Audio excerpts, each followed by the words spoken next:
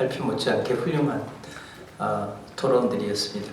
플로아에서 의견이 많이 있으실 것 같은데 여기 학생들이 많이 참여해 있어서 저는 참 기쁘게 생각하는데 학생에 한해서입니다. 학생 중에서 좋은 질문, 좋은 논평, 그 발표자나 토론자들을 당황하게 만들 수 있는 그런 질문을 하시면 제 삐빼로를 드리겠습니다.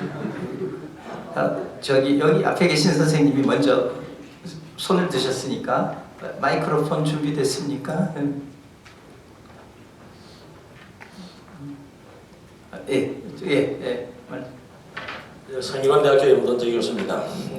발표하신 중에서 특히 우리 국내 학자들이 많이 그 얘기를 다 하고 있지만 우리가 독일보다 더 심각한 경제적인 통일 후유증 겪을 거라고 그랬는데 저는 이거 두 가지 큰 잘못된 오류가 있다고 생각합니다. 먼저 북한 경제의 자생력, 회복 가능성을 너무 과소평가했다는 점하고 그럼 두 번째 북한 동독보다는 한국보다는 독일의 그 복지 수준이 매우 높아서 복지 비용 지출이 높았다 이렇게 설명드릴 수가 있습니다.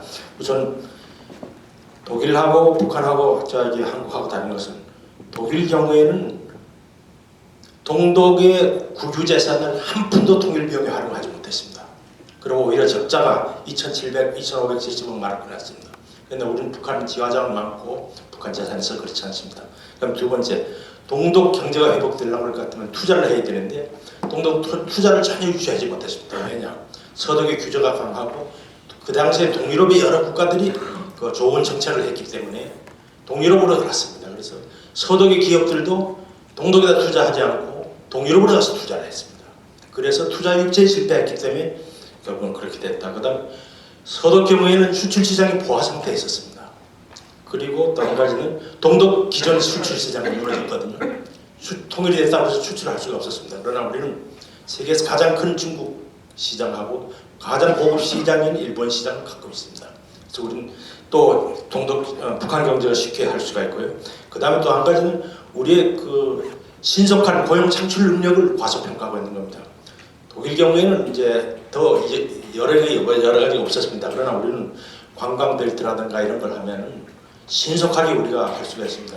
2020, 30년 정도가 되면요, 중국의 관광객이 한 1억 명 되고 우리가 거기서 10%만 해도 얼마나 됩니까? 우리 집보다 3배 정도는 호텔을 더 지어야 됩니다. 그 다음에 또 한 가지는 우리의 인프라 구축을 과소평가하고 있습니다. 독일의 경우에는 사람들이 늦어요. 도로 하나 건설하는데도 4년씩 5년씩 걸리고 규제가 심해요. 그러나 우리는 6개월은 뚝딱 하고 인프라 구축합니다. 걱정할 게 없습니다. 그럼 마지막 이제 복지 수준이 우리는 서독처럼 그런 높지 않습니다. 김일성이 늘 북한 사람들 소익을 지나간 거 입 앞에 고깃국 그 정도 수준 하나는 큰 복지 비용 들지 않습니다. 그래서 특히 제가 이 말씀드리는 것은 학생들이 너무 통일 비용에 대해서 걱정하지 마십시오. 그런 말씀드립니다. 감사합니다.